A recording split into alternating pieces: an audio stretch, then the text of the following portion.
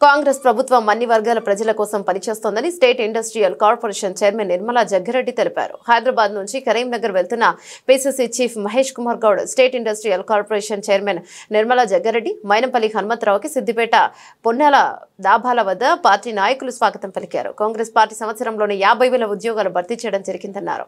కేంద్రంతో కొట్లాడుతూ రాష్ట్రాన్ని అభివృద్ధి పదంలో దూసుకుపోతున్నామని అన్నారు. కరీంనగర్, మెదక్, నిజామాబాద్ ఎమ్మెల్సీ స్థానాన్ని కాంగ్రెస్ పార్టీ కైవసం చేసుకుంటుందని ఆమె ధీమాను వ్యక్తం చేశారు. ఎమ్మెల్సీగా నరేందర్ రెడ్డి గారు నామినేషన్ కరీంనగర్లో ఉంది కాబట్టి మరి అన్ని జిల్లాల నుంచి కూడా రావడం జరుగుతుంది పెద్ద ఎత్తున.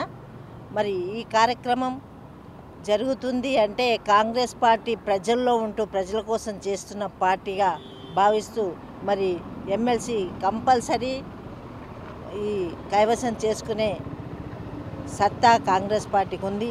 ఎందుకంటే 50 లక్షల జాబులు ఇవ్వడం జరిగింది వచ్చిన సంవత్సరంలోనే.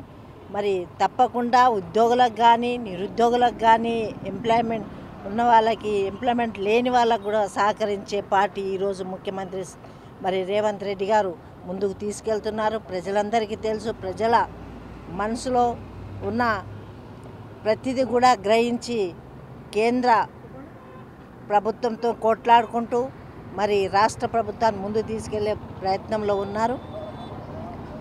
ముఖ్యంగా రాహుల్ గాంధీ గారు, సోనియమ్మ, మరి ప్రియాంక గాంధీ గారు, మల్లికార్జున ఖార్గే గారు ఆదేశాల మేరకు ఈ టికెట్ ఇవ్వడం జరిగింది.